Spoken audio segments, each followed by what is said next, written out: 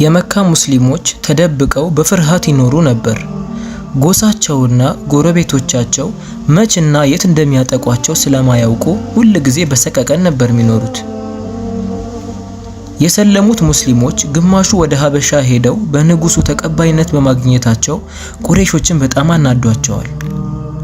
አሁን እስልምና ይበልጡኑ ከበፊቱ የተስፋፋ ነው። ቁረይሾችም በተቻላቸው መጠን ነብዩ ሰለላሁ ዐለይሂ ወሰለምና እስልምና እንዳይስፋፋ እየጣሩ ነው። ሰዎችንም ሰብስበው ስለ ነብዩ ሰለላሁ ዐለይሂ ወሰለም መጥፎነት ይበልጡኑ እሳቸውንም አዛ እንዲያደርጓቸው ይመክሯቸው ነበር። በተቃራኒው ነብዩ ሰለላሁ ዐለይሂ ወሰለም ግን ሲበዛ ታማኝና ለህዝባቸው በጣም ቸር ሰው ነበሩ። ትልቅም ይሁን ትንሽ ሰውን ያከብራሉ። ቁረይሾች ሰዎች በየትኛውም ጊዜና ሁኔታ ነብዩን እንዲያስከፏቸው ይገፋፏቸው ነበር። ነብያችን ሰለላሁ ዐለይሂ ወሰለም ወደ መስጂድ በአንዲት አሮጊት ቤት በኩል ነበር የሚያልፉት። አሮጊቷ በተመከረችው መሰረት ነብዩ ሲያልፉ ጠብቃ በድንገት ቆሻሻ ጣለችባቸው። ነብዩ ሰለላሁ ዐለይሂ ወሰለም በጣም ተገረሙ፣ ግን ምንም ሳይናገሯት ዝም አሏት። አሮጊቷ ላይ የመናደድ ምልክት ሳያሳዩ መንገዳቸውን ቀጠሉ። ምንም አይነት መጥፎ ንግግርን ሳይናገሯት ወደ መስጂዳቸው መሄዳቸውን ቀጠሉ። ሁሉ ጊዜ ነብዩ ሰለላሁ ዐለይሂ ወሰለም በዛች አሮጊት ቤት በኩል ነበር የሚያልፉት። አሮጊቷም እሳቸው እስኪያልፉ ጠብቃ ቆሻሻዋን መጣሏን ቀጠለች። ነብዩም ምንም አይነት ንዴትና ብስጭት ሳያሳዩት ያልፉ ነበር። ይህንንም ተግባር የሁሉ ጊዜ ተግባሯ አደረገችው። አንድ ቀን ግን ነብዩ ሰለላሁ ዐለይሂ ወሰለም በሚያልፉበት ሰዓት ያቺ አሮጊት የተለመደ ስራዋን ቆሻሻ አልጣለችባቸውም ነበር። የሷ ጎረቤት የሆነን ሰው አስቆሙትና ስለሷ ጤንነት ጠየቁት። ጎረቤቷም ሴትየዋ በጠና ታማ አልጋ ላይ እንዳለች ነገሯቸው። ነብዩም በትህትና አስፈቅደው ሊጠይቋት ወደ ውስጥ ገቡ። አሮጊቷም ነብዩን በተመለከተቻቸው ሰዓት ሊበቀለኝ ነው ብላ እርግጠኛ ሆነች። ነገር ግን ነብዩ ሰለላሁ ዐለይሂ ወሰለም የበቀል እርምጃ ለመውሰድ እንዳልሆነ አረጋገጡላት። የመጡትም እሷን ለማየትና ፍላጎቷን ለመሙላት መሆናቸውንም ነገሯት። አንድ ሰው ሲታመም አንድ ሙስሊም ሄዶ መጠየቅና እሱን መርዳት የአላህ ትዕዛዝ መሆኑንም ነገሯት። ይህችም አሮጊት በነብዩ ደግነትና ትህትና ከልቧ አዘነች። የእሳቸውን የትልቅነት ተምሳሌት በማየቷ ነብዩ የእውነት ከአላህ የተላኩ መሆናቸውንና እስልምና ትክክለኛ ሃይማኖት መሆኑን ተረዳች። እርሷም እስልምናን ተቀበለች። አልሐምዱሊላህ። የመካ ቁረይሾችም ነብዩ ሰለላሁ ዐለይሂ ወሰለም በመንገድ ባገኛቸው ቁጥር ተአምር አሳየን እያሉ ያስጨንቋቸው ነበር። ለምን እንደ ቀድሞ ነብያት የጌታህን ተአምር ለምን አታሳየንም? ያኔ እኮ እናምንህ ነበር ይሏቸው ጀመር። ነብዩም ሰለላሁ ዐለይሂ ወሰለም መለሱላቸው። ምክንያቱም የቀድሞ ነብያት ለህዝቦቻቸው ተአምር ባሳያቸው ጊዜ ባለመቀበላቸው ምክንያት ከአላህ ከባድ ቅጣትንና ቁጣ ደርሶባቸዋል። አላህ የኑህ ህዝቦችን በውሃ አጥልቅልቆ አላጠፋቸውምን?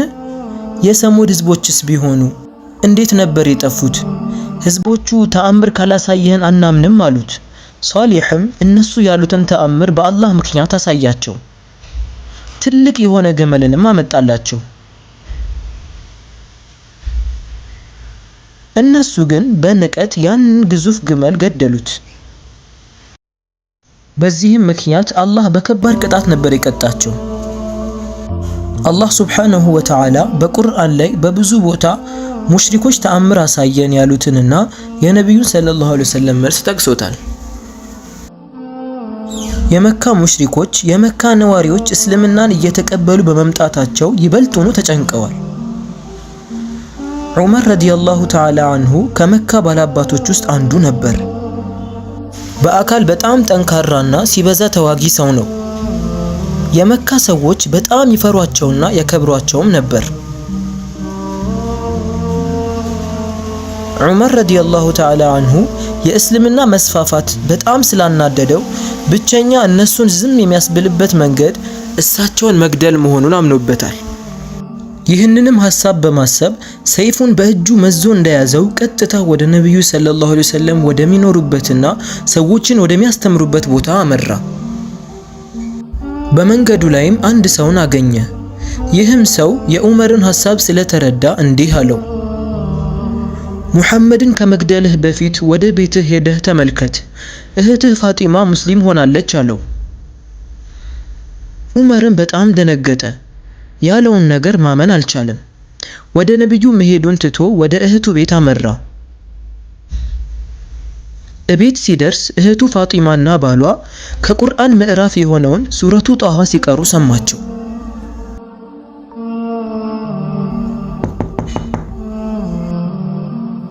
ፋጢማ በር ላይ ያለው ወንድሟ ዑመር መሆኑን ስታውቅ ቁርአኑን በቶሎ ደበቀችው። ዑመርም በጣም ተናዶ ምንድን ነበር ስታነቡ የሰማሁት ብሎ ፋጢማና ባለቤቷ ላይ አፈጠጠባቸው። እነርሱም በድንጋጤ ዝም አሉት። ዑመርም በንዴት የፋጢማን ባል ይመታው ጀመር። እንዴት እስልምናን ትቀበላለህ እያለም ይቀጠቅጠው ጀመር። ፋጢማም ለባሏ ለመከላከል መሃል ገባች። ዑመር እሷንም በጥፊ አላት። ያን ጊዜም ፋጢማ እያለቀሰች አዎ ሙስሊም ሆነናል፣ በአላህና በነብዩ መላእክተኛነት አምነናል፣ የፈለከውን ነገር ማድረግ ትችላለህ አለችው። ዑመርም ፊቷ ላይ ያለውን ሰንበር ሲያይ ባደረገው ነገር በጣም አዘነ። እንዲህም አላት፣ እስቲ ከውጪ ሆኜ የሰማሁት ነገር ልቤን ማርኮታል፣ ስጪኝ ላንብበው አላት። ፋጢማም ረዲየላሁ ተዓላ አንሃ ቁርአኑን ከመንካቱ በፊት መታጠብና ንጹህ መሆን እንዳለበት ነገረችው።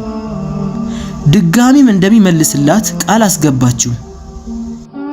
ዑመርም ቁርአኑን ተቀብሏት ሲያነበው ቃላቶቹ ውብ መሆናቸው በጣም አስገረመው፣ ውስጡንም በጣም ማረከው። ከዚህ በፊት እንዲህ አይነት ቃል ሰምቶ አያውቅም ነበር። ሰይፉን በእጁ እንደያዘው በቀጥታ ወደ ነብዩ ሰለላሁ ዐለይሂ ወሰለም ቤት ሄዶ በሩን በኃይል አንኳኳው። በሩን ሊከፍት የመጣው ሰሃባ ማን እንደሆነ ለማየት ሲሞክር ዑመርን በድፍረት ሰይፍ ይዞና በር ላይ እንደቆመ ተመለከተው። ለነብዩም ሰለላሁ ዐለይሂ ወሰለም ህይወት በጣም ፈራ። ነብዩም ሰለላሁ ዐለይሂ ወሰለም ለዑመር በሩን እንዲከፍትለት አዘዙት።